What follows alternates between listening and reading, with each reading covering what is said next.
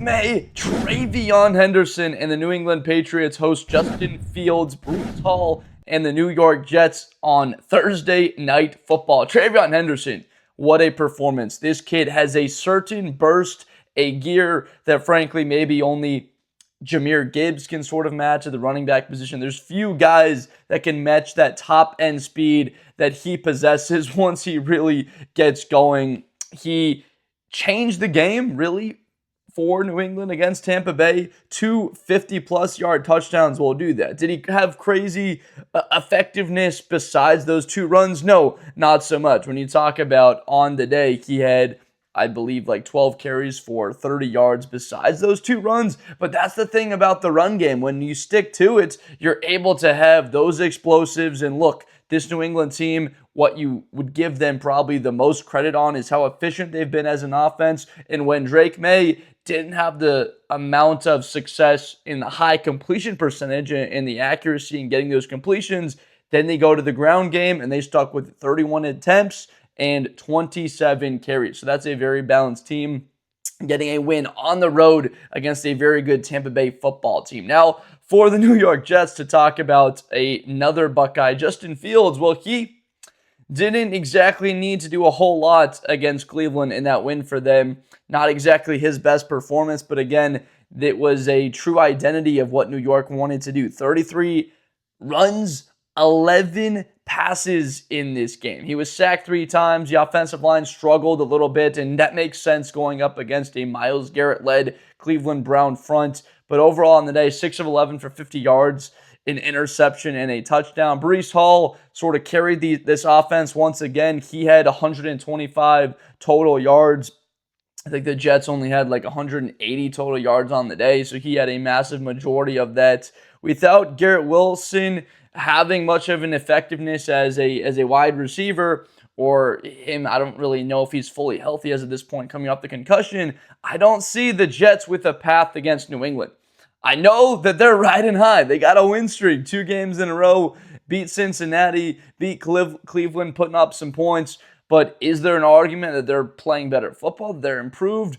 Or would you argue that it's because they played a bad Cincinnati team and a bad Cleveland Browns team for their wins? Well, we're going to find out against their rivals.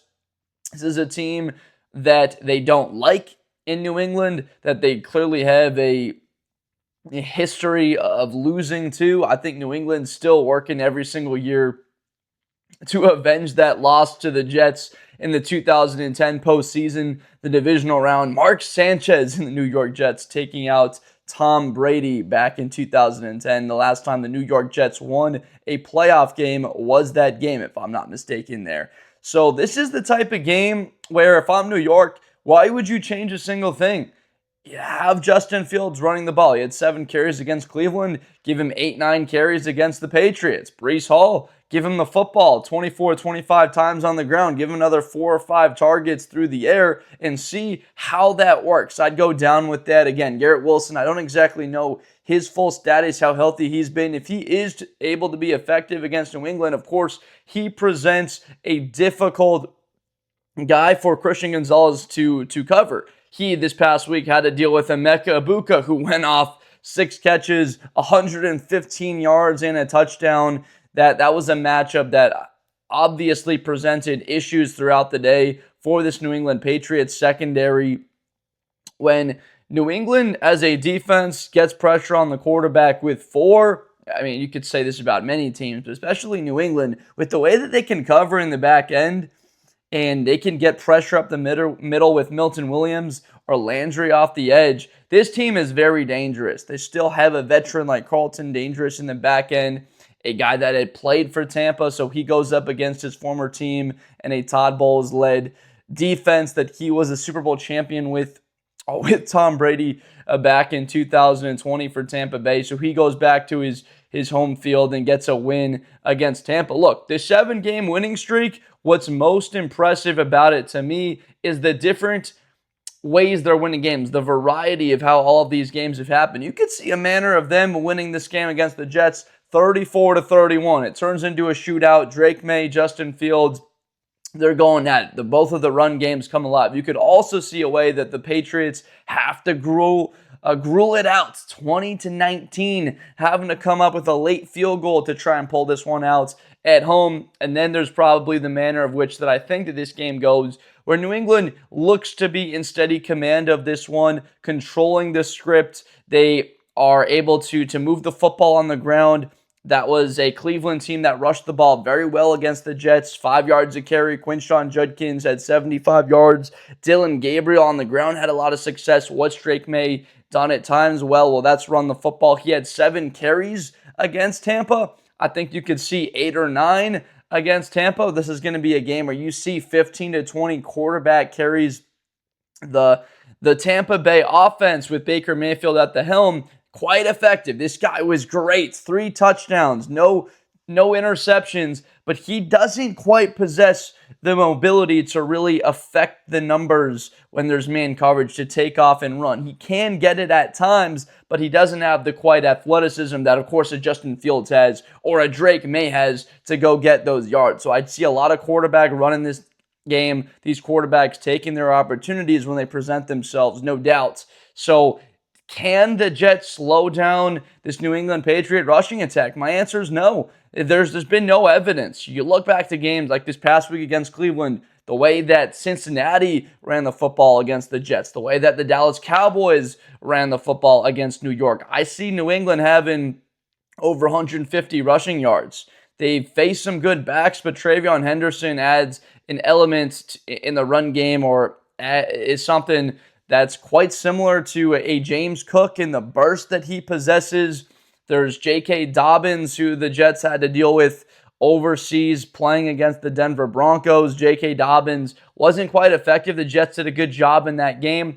But Henderson, that's even a guy that's a little bit younger, has a little bit more burst to those legs. What about the Jets? Can they run the football? Can Breece Hall be effective enough? I mean, Tampa Bay, they had 113 yards, 5.4 yards a carry. Frankly, they did have a little bit of an unbalanced attack. They were having a lot of success on the ground running the football. You thought that for Tampa that they almost could have kept it on the ground a little bit more. 43 attempts for Baker Mayfield.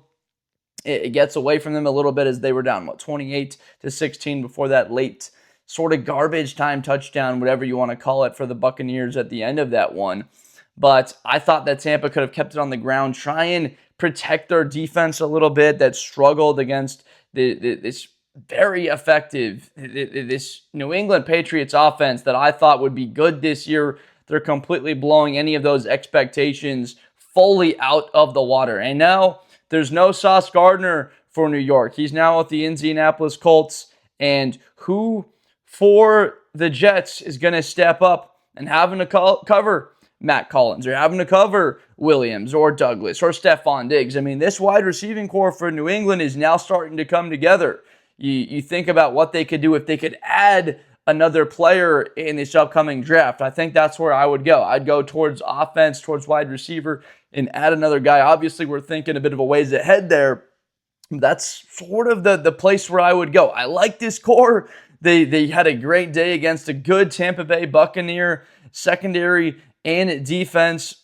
There's still a lot of very nice talent, veteran players for Tampa Bay. So to have that amount of success that Drake had in this game, a matchup game, a 7-2 versus a 6-2 type game on the road, where Tampa Bay had a lot in that one, because I believe the last time Tampa Bay had hit the field against New Orleans, I mean, that was a game they emphatically beat them. I mean, they just played lights out defense, did very well, hold them to 3 points, and then New England goes out there and drops 28. Feels like they even left a little bit out there, and they could have scored even a little bit more than that. So I think that the New England Patriots win this game somewhat manageably. I'm going to say it winds up as an 8-point win for New England, that the Jets cover the 10.5. That's a lot of points for a divisional matchup.